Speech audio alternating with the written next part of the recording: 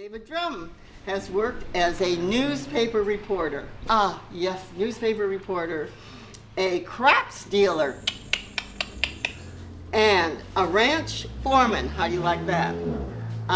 A funeral director. I was right on that one. Maybe because I'm getting more ripe for funerals, maybe that's why I remembered that. You know, at 88, you know, you can die any day now. Not planning on it. Wait. What I read, because my eyes are not so good, as well as my ears, I saw, well, it's a hot tamale salesman, but I read it somewhat differently. I read it as a hot female salesman. Well, anyway, an inner city school teacher. He is the author of the novels Heathcliff, which we also have a copy of for sale tonight, The Lost Years, and Introducing the Richest Family in America. I'm really curious about that one. And it wasn't Elon Musk when you wrote it? No. All right. Fiction. As well as several nonfiction books, artist books, and one collection of poetry. A former president of the Independent Writers of Southern California, David Drum, has an MFA from the University of Iowa's Writers Workshop. Anyway, that's it. Without further ado, I want to introduce to you the David Drum. That was a nice introduction. I'm very pleased to be here. I love the Eco Village. I love Lois. She's the guiding light of this beautiful place. It includes apartment buildings and gardens and small businesses, and lately this place here, which they're going to transform into something wonderful too. So I'm very glad to be here, and thank you for inviting me, Lois. It's sort of like a Robert Altman movie. Sometimes I describe it as 4 love stories, an invasion from outer space. Other times I describe it as like a Marx Brothers movie with a few episodes of The Twilight Zone and Star Trek. So I'm going to try to present a little something to you tonight. The book isn't written in chapters. It's written in very short, like scenes or episodes or something like that. So I'll read you several of those, and hopefully you get an idea what's in the book. So, final warning, return of the Neanderthals. This is the first episode. We're in deep space. The captain sits down behind the wheel. He takes off his plumed helmet and grimaces out into the endless darkness of space. We've got to move faster, Nean, he says, glancing back over his shoulder. There's trouble ahead. I can feel it in my bones. The short, red-headed little female watches the captain's black-gloved hand nudge the tiller of the ship forward. The needle of the ship's speed registering device undulates all the way to the right side of the dial. Its coal-black tip turns bright red and begins frantically pixelating. The female's green eyes widen. The spaceship begins a slow, laborious spin. Captain, the little female says, clutching his shoulder, we're approaching the red zone. I fear you may endanger the ship. I've got to take this old bucket through a warp in space, Nean, says the captain with a benign smile. We're on a rescue mission and we've got 10,000 light years to go. The next episode, we're at the corporate headquarters of the Universal Cellular Corporation. The president of the company has just called in his right-hand man, and he's got some important news. President Percival Piggy McGuffin sits in his office at corporate headquarters, swiping through pictures on his phone. Piggy's office door opens. The sharp-eyed executive glances up from his phone. Chief Operations Officer Theodore Ted Tipsy makes himself at home. Tipsy is a short, partially bald man who is more or less Piggy's best friend. Our engineers figured out how to increase the power of our signal by a factor of 10, Piggy tells him. Factor of 10? You're kidding. You won't believe what we can do with it. As of today, you're in charge of the build-out of the towers. Piggy flashes a wicked pie-eating grin. Now let me show you something better. Piggy hands Tipsy his phone. Tipsy's eyes widen. He swipes through pictures of a voluptuous brown-skinned woman with long black hair and a cruel red mouth, dressed in scarlet and black underwear. Whoa, those legs, Tipsy says. A knockout. Pig, who is she? Victoria's Secret model, name of Tormentus Storm. Wife number 6. And she's all mine, Piggy says, taking back his phone. The next episode, we're in the Universal Cellular Product Testing Lab. The corporate scientist is about to discover something's terribly wrong with the new signal. An alarm buzzes in the product testing lab. Dr. Patricia Trish Maypole, the corporate research scientist, sees the red light flashing across the room. The head of compliance testing stops at the testing chamber. She extracts a box. 2 bright green grasshoppers spring out of the box. They cock their heads. They stare up at Trish as if they can't quite believe her. For a moment, Trish has the eerie feeling that both grasshoppers have gotten smarter. Trish tries to scoop them up. The grasshoppers leap from her hands. They begin flying around the lab. They spiral up toward the ceiling together and hurl themselves against the light like 2 crazy kamikaze pilots, again and again and again. Stop that. Get down here, Trish says. One of the grasshoppers falls to the floor, its brains fried to a crisp by the searing light. Trish picks it up by a hind leg. It's one of the males. Over Trish's head, the other grasshopper begins a crazy death spiral around the light. The next episode, we're in Detroit. Joe Jefferson Washington, a reporter, is about to experience a prophetic dream. The reporter dreams past the graveyard. He hurries into an ominous corporate ballroom. He's on the biggest story of his life. He nervously strides past hundreds of well-dressed white businessmen seated at tables. He sits down. The reporter self-consciously adjusts his red tie, his adrenaline pumping like crazy. Ballroom lights dim. On the far wall, a giant video screen fills with an image of a big man's craggy face and silver hair. We will create the future, and I'm here to tell you the future is now, comes a disembodied voice. Hedge fund managers and bankers politely applaud. In the dim light, the reporter notices them placing buy orders on their phone. The reporter hears his cue. He leaps to his feet. Where did he come from? Someone whispers. The reporter snatches a microphone. He stands tall in the spotlight. He rather theatrically lifts one fist over his head. Question, he blurts. He flinches at the sound of a cannon. In the next episode, we're underground. After a horrible buzzing headache, the character we call the princess discovers she's gotten much smarter, but she can't remember anything that happened to her before. Where the heck am I? The princess wonders. She tries to remember, but she only gets another pounding headache. Her cranium hums like it's going to explode. The princess bends over and clasps her pulsing head. She's finally able to pull herself erect. She sees nothing but dim, lonely darkness. The princess feels her way forward in the dim light. She bumps into something hard and flat. It feels like a tall, smooth wall. The wall seems to go on forever. The earth trembles beneath her feet. She sees a windshield wiper of moving light blaze across the wall like a comet. The wall becomes transparent. The light is so intense the princess must shade her eyes to see. An enormous head drops into view on the other side of the wall. The princess stares into the face of a giant. The giant opens its gargantuan mouth. Its hungry lips part to reveal 2 rows of glittering white teeth. The next episode, we're at Americana University, which is outside of Washington, D.C., where a hapless graduate student and entomology grad student is daydreaming, but his life's about to change. Rafter Cadenza, the entomology student, sits at a workbench. He appears to be grading a stack of undergraduate papers, but his eyes are closed and he's lost in a daydream. Wake up, Mr. Cadenza, booms Professor Bruno F. Crowley.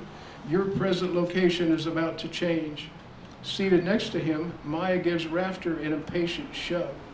Rafter's sharp-eyed graduate supervisor glares at him from beneath the brim of his well-worn pith helmet. I'm sorry, Dr. Crowley, were you speaking to me? Starting today, you're doing all the data collection at the ant colony. Scoot over to Mirabin Hall right away. Maya and I haven't finished grading. Maya emits an impish little laugh. Been doing a bit of cannabis, have we? She says. I think I may have detected an odor. Very funny, Maya, Rafter says. It can affect your short-term memory. But that big cell tower they just erected on the roof over there, you'll get cell phone reception like you won't believe, Dr. Crowley says. Maya sarcastically waves goodbye. Rafter finds himself in charge of a huge colony containing 4 million red ants. The next episode takes place in Lake Arrowhead. President Piggy McGuffin is getting ready to meet with his 6 children, all by previous marriages. He wants to get their visits over quickly. He's given them all new cell phones. Piggy McGuffin waits in his den, impatiently tapping his foot. He's scheduled a businesslike 10 minutes for each child, adequate time to cover his ass with their mother's lawyers and still wrap up the visits quickly. Where the hell is Piggy Jr.? Piggy snarls. The arrogant little prick doesn't show up when I'm ready to talk to him. Standing in the doorway, Tormenta folds her arms over her chest. The corporate titan springs to his feet. He snorts down the hallway toward the guest bedrooms. Piggy flings open his oldest son's bedroom door. Piggy Jr. lies in bed, staring at his phone. The boy is fully clothed, but his free hand is in his pants. Out of bed, Junior, Piggy says. Daddy's here. Get up and come get some of that quality time your mother's lawyer's always complaining about. Not now, Pops. I'm FaceTiming with this girl in France, says Piggy Jr., turning his back to his father. Go talk to Petunia. Talk to Rufus, please, Papa, Petunia cries, staring intently at her phone. I can't talk to anyone when I'm on TikTok. My last post just got 16 new likes. Rotund little Rufus sits on the floor in lotus position, bent over his new phone. Piggy's second son is playing some kind of popping, whistling video game as his nanny looks on. Rufus, get up, come to Daddy, Piggy says. The boy's nanny slips anxiously to his side. She shushes Piggy with a finger to her lips. Mr. McGuffin, look how intently Rufus is concentrating, the nanny whispers. His mother says he's entitled to finish every game he starts, especially when he's winning. Is Mother the Pilates instructor? Piggy snorts. Since when does that flake care about anyone but herself? The corporate titan works his way through the guest bedrooms. All his children have become intimately involved with their new phones. For one reason or another, not one of them can possibly be disturbed. This is ridiculous, Piggy tells Tormenta, who's been following him from room to room. For this, I pay a fortune in child support? Piggy stomps back to the bedroom of his prickly oldest son, the child to whom he feels closest. Before Piggy dumped his mother, the boy idolized him. Piggy Jr. is lying with his back to the door and one hand down his pants. The lad seems even more involved with himself and his new phone. Junior, Piggy says, stomping one foot on the floor. Get your hand out of your pants. Time to visit with Daddy. Piggy Jr. doesn't even stir. Piggy wants to smack the insolent little bastard, but with the lawyer his mother retained for the last round of child support negotiations, Piggy doesn't dare lay a finger on the kid. You like that phone I gave you, Junior? His father says, attempting a conciliatory approach. That phone retails for $5,000. You can do everything with it. I even had my company site a tower right on the other side of the lake. Come over to the window. You can see the big tower from here. Pops, can't you see I'm busy? His older son replies without rolling over. Why don't you make like a tree and leave? The next episode, we're back at Lake Arrowhead. After a hard day with his children, President McGuffin has stepped outside for a smoke. Shortly after 10 o'clock, Piggy McGuffin meanders out of the chalet wearing only a long silk smoking jacket and bedroom slippers. Piggy ambles into the rose garden. He tosses down a handful of Viagra without waters, the way real men take pills. In less than an hour, the president of the Universal Cellular Corporation will bound up the spiral staircase like a man possessed, burst into the master bedroom, and make some serious whoopee with his new beautiful wife. Suddenly, a flying saucer drops down over the far end of the dock, its side lights blinking. Spellbound, Piggy watches what appears to be a spaceship glide directly over his head. His hair implants stand up on end. Too late, curiosity turns to fear. "You, with the pipe," booms a voice. "Congratulations, you've won an all-expense-paid vacation." A trapdoor swings open in the bottom of the spaceship. A funnel of green and white glitter twists down like a tornado, enwrapping him in a sparkling, spinning gossamer cocoon. "Help!" Piggy cried. "Security!" The corporate titan slowly rises toward the spaceship, his arms and legs flailing. We're back underground in the grotto. A sudden romantic interest has collapsed into the arms of the princess. "Wake up!" the princess cries. "Please!" She just met the big lunk, and now she's afraid he's going to die. She shakes his shoulders. He emits a pitiful groan. He turns his handsome face toward her. He puckers up his lips. The princess wonders if it might help to just kiss him. When she kisses him, something really nice travels all the way through her body. Rockets explode in her head. Warm zephyrs whisper up and down her legs. Her abdomen begins to tremble and moisten with desire. And to her surprise, the big lunk comes back to life. He actually rises to meet her. He returns her kiss. It's savage. She melts into his arms, dripping with desire. Her abdomen palpitates with some very pleasant fluttering sensations until he suddenly pulls his lips away. "Thanks," he says. "That was great." The princess cradles him like a baby. When the big lunk looks up, his eyes sparkle with an intelligence so powerful it takes her breath away. "You're quite pretty," he says. "I think you're intelligent, too." When he speaks to her that way, she feels smarter. He winks. He cocks his head to one side. He smiles at her. She can almost feel him thinking. The princess finds all this incredibly sexy. The big lunk stands up. When he rises to his full height, the princess notices how tall the guy is, not to mention how devilishly handsome. He's obviously intelligent. Indeed, the dude is positively regal. The princess feels her mind take a great leap forward, and in a flash of light, they have a meeting of the minds. "I think you're a prince," she says. "And I think you're a princess," he replies. The next episode takes place in Detroit. The corporate scientist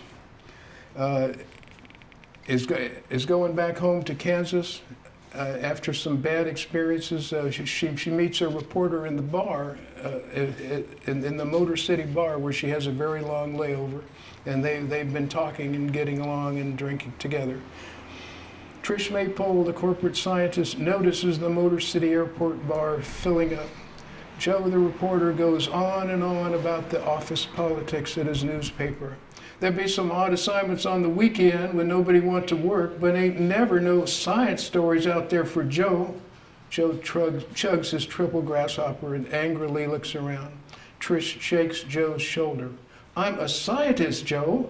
I oversaw compliance testing for a big corporation that's trying to cover up something that can kill people. When I tried to blow the whistle, no newspaper would listen to me. I even went to the New York Times, Joe." "Maybe you ain't got you no big story," Joe says. "Maybe you be bullshitting me." "I don't bullshit, Joe. I'm Dr. Patricia Maypole. Universal hired me to oversee compliance testing for their new signal. When the company didn't like my test results, they fired me. But I kept my data, Joe."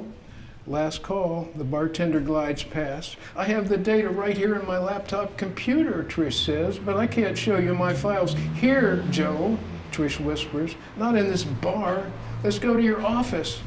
"I ain't got no office to speak of, but I got a little place about 20 minutes away. You want to show me what you got," Joe says, standing up. "Otherwise, I best be leaving." Trish takes a deep breath. She does feel her liquor, but she really wants Joe to look at her data. You be wanting to show, Joe be fixing to go, he says. Last shuttle to town be leaving here in 5 minutes. We're at Americana University. Rafter Cadenza, the graduate student, has gotten involved with a couple of Wiccans, and he's on the roof of Mirabin Hall. Rafter Cadenza feels an eerie breeze sweep across the roof of Mirabin Hall. Maya and Samantha morph into creatures of smoke and air. The two women drift back and forth before Rafter in the moonlight, both eerily beautiful.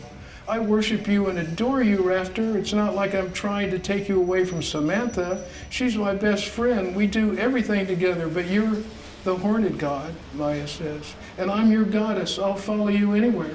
Scorpio, I'll follow you anywhere, Samantha says. Maya shrieks, remember that first night you made love to us both, all puffed up and snorting across the waterbed like a raging bull? I love that. I love the way you snorted across the bed too, horned god, Samantha says. Rafter, you're awesome. I adore you. But tonight, by the light of this blood moon, you must make a choice, Maya says. Anxious to change the subject, Rafter turns, reacts, and then points. What is that, he says. Blocking the stairway down from the roof is a small, dark tent, perhaps the abode of some desperate American character from a low-rent carnival sideshow. The tent has a high, sharply peaked roof and is draped with heavy red velvet. Where did that come from? Rafter asked. Oh, mortals, beware the red zone. Mortals, keep your distance. Enter not here. Quickly, just go away. Oh, mortals, beware, beware, comes a tremulous voice from inside the tent. What's the red zone? Who's in there? Rafter asks, as the tent shifts a bit in the wind. Do not approach the red zone, comes the quivering voice. Oh, beware, keep away of pain of death. Is that the writer's voice? Samantha snorts. Maya? Maya's long hair emits tendrils of smoke as she glides toward the tent and yanks open the red velvet curtain. In the next episode, we're somewhere over Nebraska. President McGuffin is plotting his escape. Inside the flying saucer, President Piggy McGuffin begins looking for the moment to make his move. He has a brown belt in karate. He can break planks of hardwood with his bare hands. Rubbing his deadly hands together, Piggy thinks he can simply break the captive's neck, bully the little wimps to their knees with a flurry of kicks and strikes, and force the aliens to land the spaceship and let him go. Pacing back and forth, Piggy watches the captain politely excuse him from the table, apparently to relieve the pilot in the next compartment. Piggy sees the captain remove his plumed helmet and take over the controls of the ship.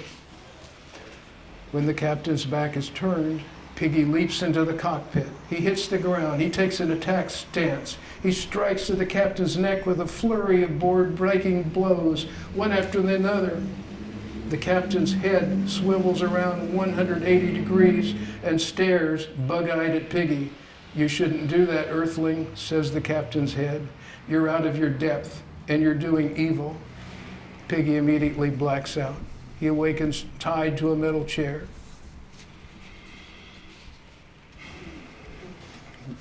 I'm going to get a drink of water. Excuse me for a moment. Thank you. We're back at Lake Arrowhead. Oh, do you have something to say, Lois? I want you to know that the book is for sale for $10. I paid $25 for it in the bookstore, so it's a real bargain. And I think it would make a great movie if there are some script writers amongst us. I think it would make a great movie. Thank you, David. Go ahead. Thank you, Lois. Thank you for that. Maybe some comments here shortly. Thank you. In the next episode, we're back at Lake Arrowhead. Tormenta McGuffin has been told that her husband is dead and she has a late night visitor. At the lakefront chalet, Tormenta McGuffin lies sprawled out on the king-size conquistador bed. The doorbell rings. I'll get it, Tormenta cries. She steps into a pair of spike heels, picks up a fresh martini, and hurries downstairs. Detective Rick Burns waits on the stoop, holding a makeshift rose bouquet behind his back. Detective Rick Burns, Lake Arrowhead PD, ma'am. You invited me over for some hot, was it coffee, he says. Drop the weapon, now, roars a husky voice.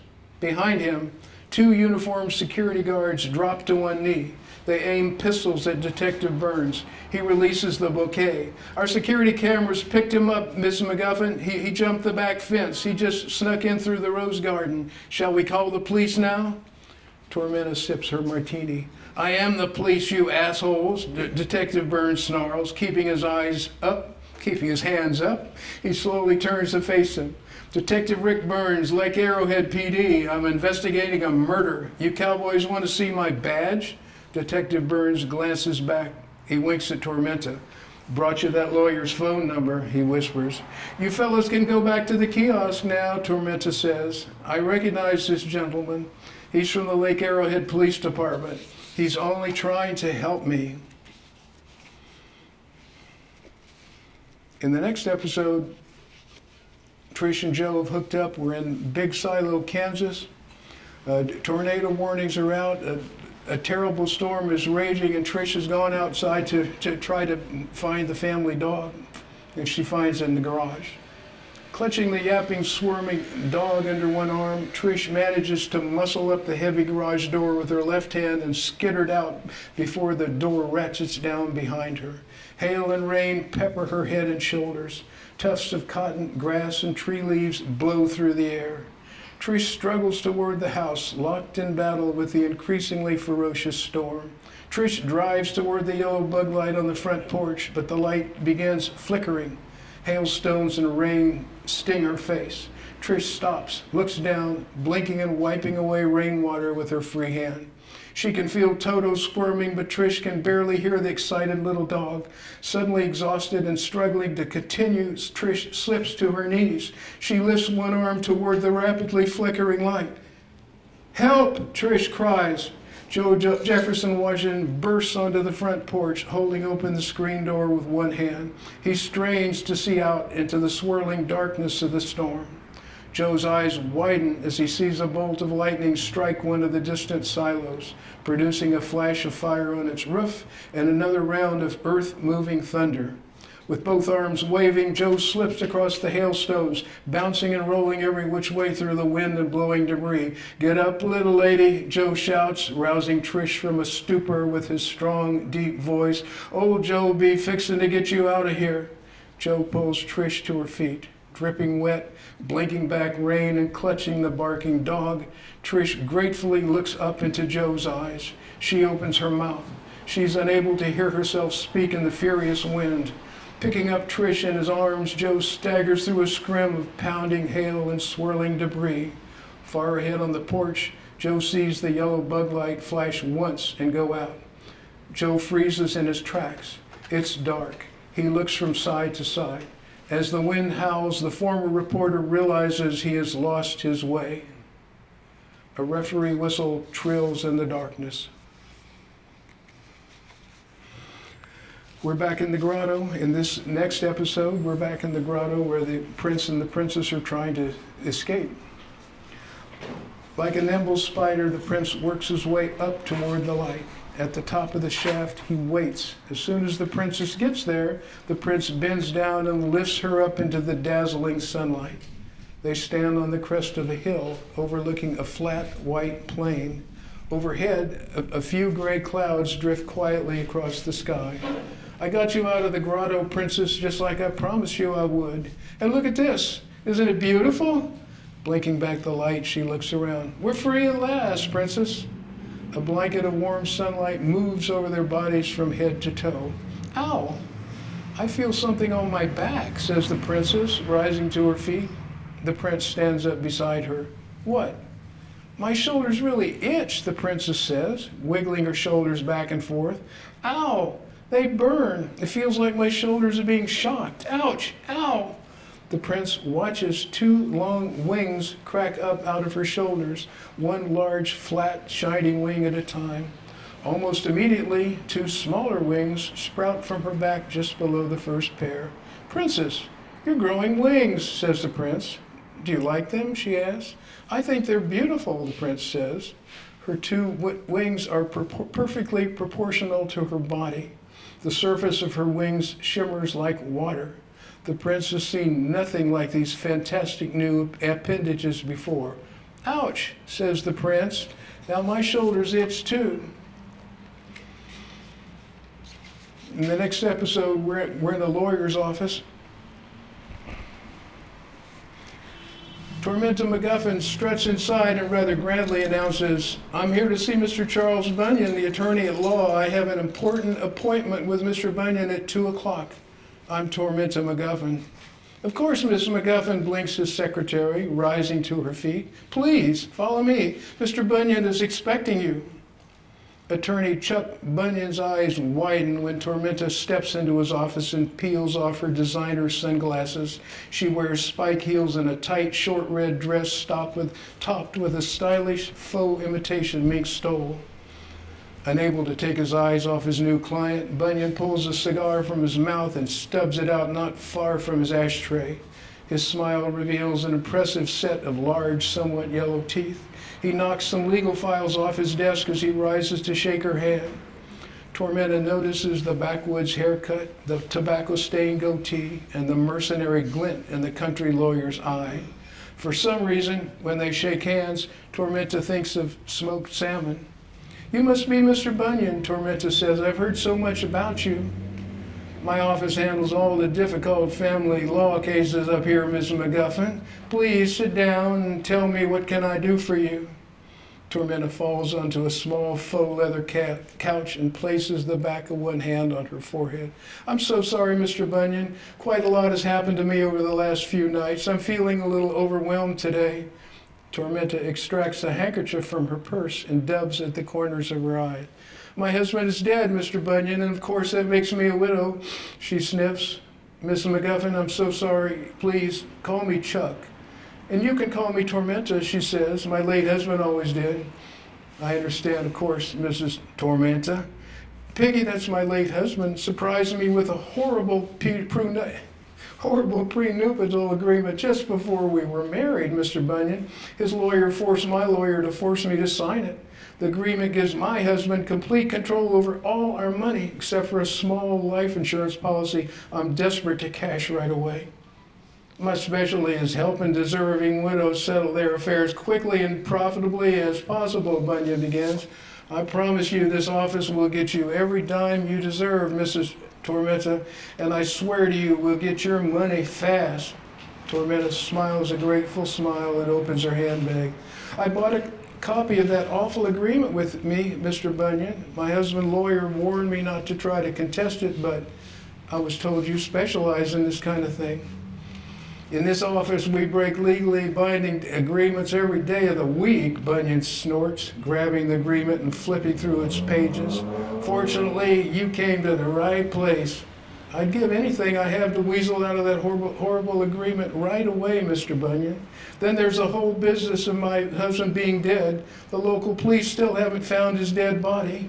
"Trust me, Tormenta, I'm a lawyer," Bunyan says, winking and showing his teeth. "Up here in the mountains, we know how to fix little things like this." Tormenta dabs her eyes, blows her nose, and smiles a brave little smile. When she notices the lawyer staring at her knees, she languidly crosses her legs, secretly grateful she didn't wear any underwear. "I'll rip that hairy little prenuptial agreement apart with my bare hands, clause by clause, and I'll do what I have to do to break it fast as hell," Bunyan growls, unable to take his eyes off her knees. "Believe me, Mrs. Tormenta, put your legs in my hands. I'm personally going to take care of you." Tormenta inches up her skirt, crosses her legs again, and emits a merry laugh. Bunyan has the kind of hard, hungry, aggressive look that appeals to her in a man. She slips her handkerchief back into her bag, takes out her sunglasses, and ventures a suggestive smile.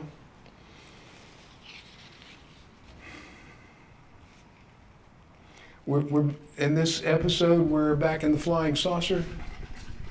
The aliens have shown Piggy the future and terrified him, and they're having a showdown. "So you monkeys want me to cancel everything we've done with the signal?" Piggy asks, rubbing his wrist as he is released from the chair. "You didn't mention that before. Roll back the terrible technology that will wipe out all life on your planet in less than 3 generations? "Yes," says the captain. "You Earthlings don't understand the technology you create. If you weren't so darn greedy, you'd realize this stuff is dangerous." Canceling the program looks bad, Piggy says. My company has 10 million of its own money invested, and I pushed them to borrow 20 billion more. My board will fire me. Are you willing to cooperate or not? Piggy paces the compartment, wringing his hands. But to just give it all up, now that we're ready to destroy the competition and win bigly, Piggy says. I don't get to watch my competitors bankrupt. I don't get to buy up their assets for pennies on the dollar, leaving me the undisputed winner. I can't just give up all that profit my company's going to make. Your species is too arrogant and short-sighted to correctly foresee the future. This is just one example, says Big Ears. We could show you a better technology before we leave, but we're afraid you'd screw that up too. The captain puts on his plumed helmet. He squares his shoulders. This is your last chance, Earthling. Stop it, I've got to think. Piggy lifts both hands, pacing around the compartment. Damn it, I've got to buy more time. In this episode, we're back at Americana University. The New York Times has just run a big expose. The ant colony is in trouble, and so is Professor Crowley. He's been hiding in his office, but reporters are knocking at his door. Professor Bruno Crowley makes his way into the knot of TV reporters crowding the hallway, gently pushing them back with his pith helmet. As cameras pivot toward him, Bruno takes a moment to gather himself, then forces a smile. Show us your ant colony, Professor, says a broad-shouldered Afro-American reporter with high cheekbones, a dust-colored face, and bright red lipstick. We hear you got a death ray in there. We need footage of your ant colony right away, Professor, says another reporter. I tried to get in there, but I think somebody's locked himself inside the building. Very well, very well.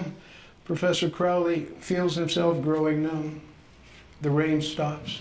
A cool wind races across campus. Professor Crowley slaps on his pith helmet and guides the reporters out of the bioscience building. Squishing across the wet lawn, Dr. Crowley leads the chattering group of reporters and cameramen toward Myrmidon Hall. Professor Crowley is overcome with a sense of escalating dread. He's putting up a brave front, but deep in his heart, he knows that his career at the university will soon be over. The blazing sun breaks out from behind a dark cloud with a silver lining. Sends a shockwave of sunlight hurtling across the grass toward him. Beneath his feet, the lawn undulates like a magic carpet made of diamonds. Thousands of raindrops quiver on blades of grass, each emitting a tiny, perfect rainbow. Professor Crowley stops in his tracks, mesmerized. His mind fills with memories of his first expedition into the rainforests of Africa, the richest and only fulfilling time of his entire life. Look! Cries a shrill female voice. Up in the sky! Behind Dr. Crowley, reporters stop, shade their eyes, look up. A video cameraman points his camera up at the glimmering silver object hurtling down them toward a break in the clouds. That's the end of my presentation from my book. I have one more thing I'd like to read, which is a poem by Archibald MacLeish. Obviously, I didn't write it. I feel like, although my book is humorous, I think we have a serious environmental problem in the world. The glaciers are melting, the oceans are warming up, the species are moving all over the place. Elon Musk has sent more than 10,000 satellites into the sky, and other countries and other companies have launched satellites. We're all living in a rain of microwave radiation, and we don't know what the effects are going to be on us or on animal life, or birds who, many species of birds who migrate by electromagnetic radiation, or insects who find their way to flowers. So it's a scary time, and I hope we have the wisdom and the humility to find our way out of it, because I think we're in trouble. I'm a little person, I'm on a small planet in a little solar system in a huge fucking universe. And we still, as a species, can't answer the big questions. Where did we come from? Why are we here? Where are we going? So, with that somewhat somber note, I'd like to read this poem. It's called Epistle to be Left in the Earth. It is colder now. There are many stars. We are drifting north by the Great Bear. The leaves are falling. The water is stone in the scooped rocks. To southward, red sun, gray air. The crows are slow on their crooked wings. The jays have left us. Long since we passed the flares of Orion. Each man believes in his heart he will die. Many have written last thoughts and last letters. None know if our deaths are now or forever. None know if this wandering earth will be found. We lie down and the snow covers our garments. I pray you, if any open this writing, make in your mouths the words that were our names. I will tell you all we have learned. I will tell you everything. The earth is round. There are springs under the orchards. The loam cuts with a blunt knife. Beware of elms in thunder. The lights in the sky are stars. We think they do not see.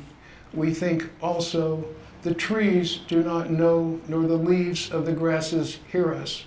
The birds too are ignorant. Do not listen. Do not stand dark in the open windows. We before you have heard this. They are voices. They are not words at all, but the wind rising. And none among us has seen God. We have often thought the flaws of sun in the late and driving weather pointed to one tree, but it was not so. As for the nights, I warn you, the nights are dangerous. The wind changes at night and the dreams come. It is very cold. There are strange stars near Arcturus. Voices are crying an unknown name in the sky. Thank you very much.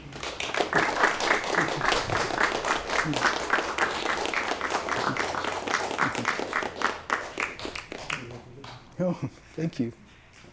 So if everyone is anxious to know what happens after all of those little escapades that we've heard about here and there, you can get the book, only $10, right here at the front desk. And then also if you have questions. $15, Lois. Huh? The books are priced at $15. Oh, 15. Oh, I'm sorry. I just thought you jacked said- up the price. I beg your pardon. 15 is the price. But it's still a bargain because I think I paid 25 for it in the bookstore. 25 then. Huh? It was special ordered. Yeah, that's what. So, at any rate, some of you may have some questions for David in terms of what drove him to write this particular story,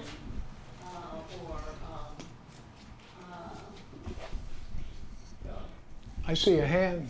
yes, go, John.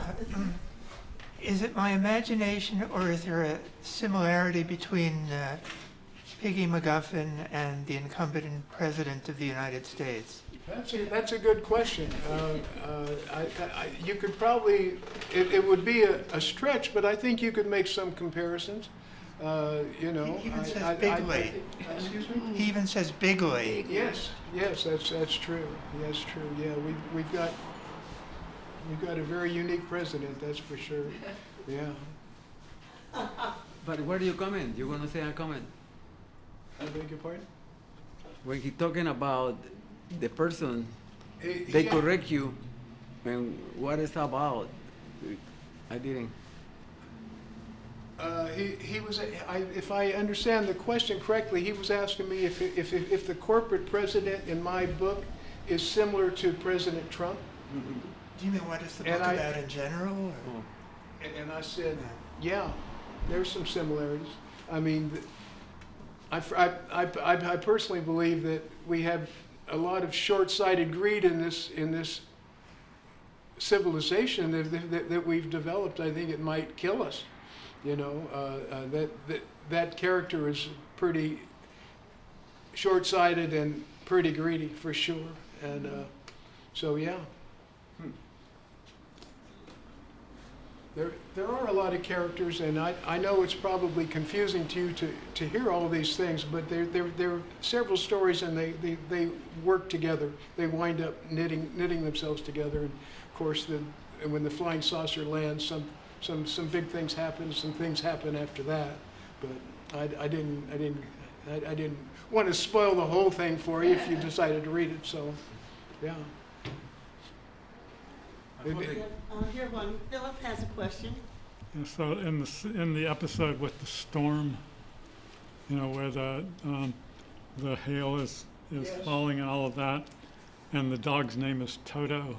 Yes, that's Yep. intentional. Okay, yeah, 'cause it sort of evoked you know, like the wizard and so forth, Wizard of Oz. and the witch. I'm not sure I understood your question. I'm sorry. I was thinking that My hearing's a little bad. that episode evoked the Wizard of Oz. That's the question. Yeah, that's intentional. There's some more stuff in the book like that too. Yeah.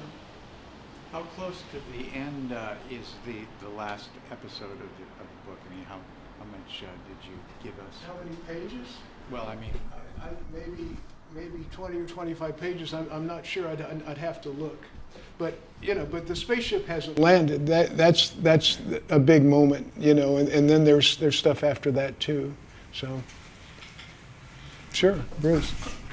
Your voice in your writing has a voice of a third party. You're not one of the direct participants. You're not a person who's in the conversation. You're a third part. You're like omnipresent third party author. That's the point of view, right? Third person omniscient. Yeah. And I didn't get to read the whole book, but these scenes, these vignettes, these little scenes, do you then, as the author, do you draw out the conclusions and say, this is what the result of this encounter was? This is where this, because I noticed at the end you mentioned the environmental issues that you were dire to address and the future, and obviously it ties into what your story plot line is, but do you as the author actually say that in the course of the book? Do you actually draw those pieces together for the reader? I hope by the time you finish the book, you would have the answer to that question, because I don't resolve it in my own voice, but I think the story resolves it.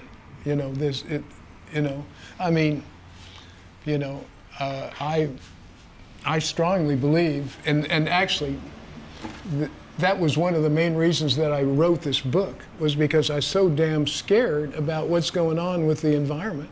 I mean, it terrifies me that we know so much. We know so much about what's going on already. I mean, it's scientists are every day, and the culture seems to be ignoring it. Our political leaders seem to be ignoring it. I mean, and it's the biggest crisis that humanity has ever faced, I believe. So part of the reason I wrote the book was because I was so frustrated that I was thinking, how do you get through to people? How do you get a very obvious message through to people that they already have the information? Anybody that wants to find out more can find out. How do you get that through? And that's part of what drove me to write the book, was that frustration, So and I don't know that I have it. Well, you have to decide for yourself if I make any sense with that. But and also I had a couple other things that motivated me to write the book. One was the Neanderthals. I'm always curious about them. I mean, they were bigger than the other humans, and they had bigger brains. What happened? I mean, nobody really knows. That was another thing that intrigued me when I was going through this. And so, Lois, did you want to? Yeah, I just wanted to comment on what's going on with Washington. I think I read today that the EPA was being dismantled, and the Endangered Species Act is being dismantled, and we've never been, as David says, in a more serious situation as human beings. The only thing that outdoes all that stuff are our wars. And it may be our wars that are our saviors, since, 90% of us may be killed off in the wars, and then whoever survives maybe will have the right idea for the future. But I would suggest that everyone do take the time on the day of the military parade to join a demonstration near you. There are going to be thousands of demonstrations all over the country. Make a sign, get out and march, and God help us. What day is Trump's birthday? Huh? What day is Trump's birthday? But Memorial I think Day, it's a Monday, right? the military parade day. His birthday. Oh, Well, yeah. they're planning on it, but many things may happen Oh, between yeah. now and then. Maybe 1,000 people will step out in front of all of the tanks. Who knows? You mentioned in one of your readings that the hominoids with the double rows of teeth. Are you familiar with such beings that actually used to roam the earth? I don't think I am. No. When you say hominoids, are you talking about? There was one of the guys that you mentioned was had when he opened his mouth, he had a double row of teeth. Was that like 2 upper row, 2 lower row, or it was just this? I don't know. It made me think of there's like. So in anthropology, creatures have been discovered that actually have double rows of teeth. Yeah. And I don't know. And then your fascination with the Neanderthals. And there's a guy, Robert Safer. His YouTube channel is Atlantean Gardens, and he's an anthropologist. And he discusses like lost civilizations and basically the burial of these creatures. Like they've been just pretty much were wiped off the planet. As a white person, I do understand like we have a tendency to kill everything that's indifferent to us. As far as like domination and whatnot. Yeah. But nonetheless, I just thought that was interesting that Yeah. that you had mentioned such. Yeah, I was reading a book the other day, and a primate biologist named Franz de Waal, he says that beyond 12,000 years ago, that is when the invention of agriculture, so to speak, there's no evidence of war. In the hunter-gatherer society, there's no evidence that people were having wars like we are now. Maybe because they had to cooperate, to live, to survive, and then when it became possible to some person to hoard something and so on, then it got to be, it brought some ugly things. David Graeber, are you familiar with him? No. Am I pronouncing that right? David Graeber. Graeber. Who miraculously, I believe he started the Occupy movement. He was involved in Occupy. And mysteriously died on vacation recently. But nonetheless, he's another source of information, and he addresses the hunter-gatherer civilization and whatnot, and how that like turns into, or was the civilizations that existed here in America before white settlers came here, and how we actually borrowed a lot of their systems to establish democracies. Which is, but nonetheless, Yeah. Anyone else? very thoughtful. Are there other comments, questions? Philip, go ahead. Just when you mentioned the wheat, starting to cultivate wheat like 12,000 years ago, one of the ideas I've heard is that, like mammals and plants co-evolved, and at a certain period of time, like 12,000 years ago, the wheat went through some kind of a mutation or some kind of change, if it wasn't a mutation, where instead of the wheat would all just scatter, it would stay on the plant, and therefore people could cultivate it. And so, in other words, it was actually, civilization was actually a result of it was a development that came about as a result of the wheat,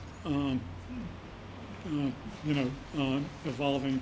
Yeah, interesting. It could be true. I know most people date the beginning of civilization to our human beings learning how to, how to do agriculture and stay in one place instead of moving around all the time.